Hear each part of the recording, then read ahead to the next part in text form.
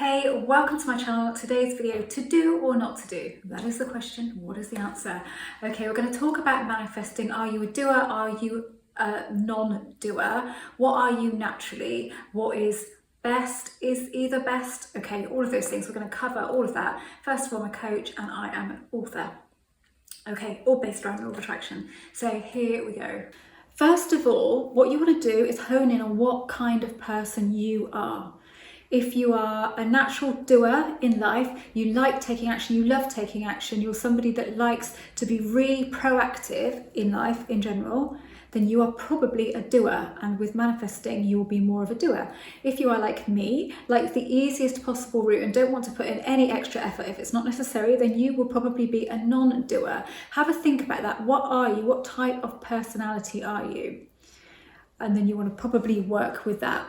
Now, if you have said affirmations in the past and done other things and you felt like you haven't got anywhere at all and you felt some resistance, then you are a natural non-doer. Because it's your intuition telling you this is not for you.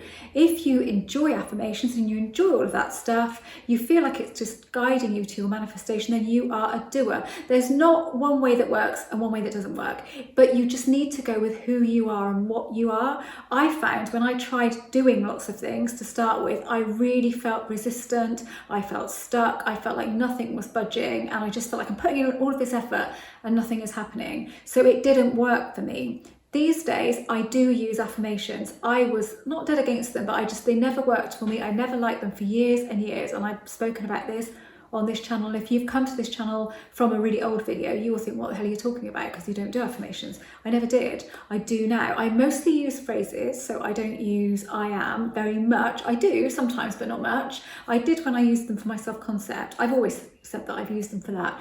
But I will say things like unstoppable, fearless, that kind of thing. If there's a phrase that goes with what I want, rather than I am, then I will most probably use that over I am. But sometimes I just naturally say I am. Sometimes I even say I want. It's not really an affirmation, that's more of an intention. But, you know, I say whatever. There are no rules here. So the key thing is to go, what kind of person am I? And just look at what you've done so far. Because I think there's so much online, you can get very confused and think, am I doing it wrong because I'm not doing anything? Or am I doing it wrong because I'm doing too much? None of that matters. Nothing matters at all. What you do doesn't matter. What you feel matters.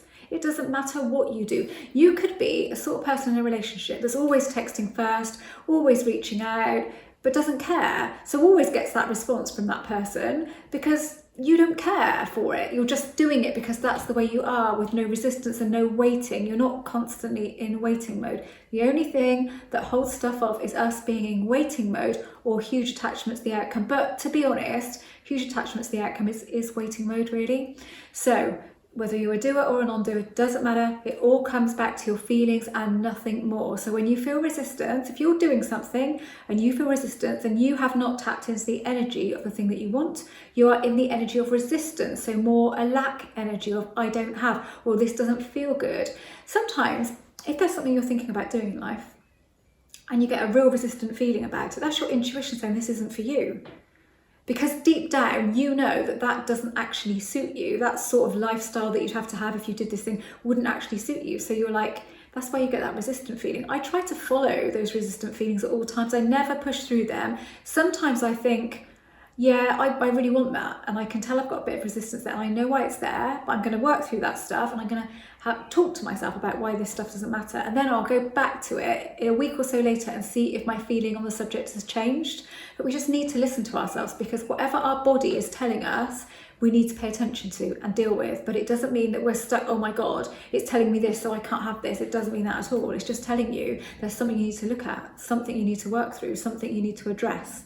So again, it doesn't matter if you do, it doesn't matter if you don't do. Me, I prefer not to do, because what I really like about this is making it a way of life for me. So I know that everything on the inside is reflected on the outside at some point. I know that for a fact. I 100% believe that. There's no tiny, even weeny doubt inside of me at all. So I know that. So I just want to go about, I want to set a really clear intention for what I want, feel it, feel the desire for it, feel why it's good for me, why I want it, work through any opposing thoughts, and then just get on with my life. I feel like I've done my job then. So that might take me a few days because I might have some really powerful opposing beliefs and feelings in there and thoughts.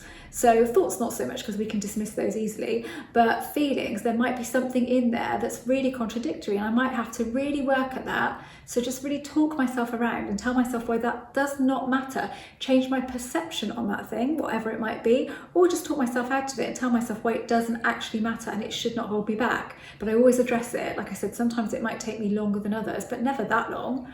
But you do need to address these things. And this is the problem with people, and this is you see a lot online, just force your way through it, force your way through that resistance, just keep affirming and affirming. Well, for one, that feels hideous whilst you're doing it, so why put yourself through that? Because who knows what's going to happen to us at any point in life.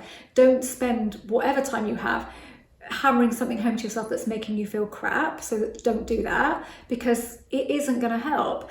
Yeah, you might get a little snippet of what you want, but I strongly believe that whilst you're forcing through with affirmations and you're feeling resistance, then you're not in the energy of it. And the time it happens is when you actually do let go of it. So you might affirm for 6 months and feel rubbish the whole time and nothing is happening. And then all of a sudden you manifest this thing. But if you look at the point at when you manifested it, I bet you'd let go. I bet you'd got so pissed off with affirming that you weren't doing it anymore, or you just felt this huge sort of desperate release. You felt something different. So the 6 months that you've been affirming made no difference whatsoever. You could have affirmed for one day in a good feeling state and then got that. There's no need that you have to wait all of this time. The only reason we wait a long time for things is because we're not in the right feeling state. And again, what I will say about that, sometimes it's just not the right time for you, as in you're not in the right feeling state for a very good reason. So you need to work through some stuff. The stuff for me that's taken a lot longer, I've needed that time. I didn't think I did at the time, but when I look back, I think, God, I needed that to get over that and to sort my head out. So actually, it's a good thing that it took this amount of time, because if it happened back here, then I may not have been ready for it and I might have kind of lost it again. So don't look at time as a negative. Don't look at time as your enemy. Like I've said before, it can be your friend. If you start thinking of it as your friend, it will speed up in any case. But also look at every single thing that happens along the path to your manifestation as necessary to teach you something, so that you don't make the same mistakes again in the future. Right, I'm going a little bit off topic, so I'm going to stop. Thank you so much for watching. If you haven't subscribed to this channel, I'd love for you to do that.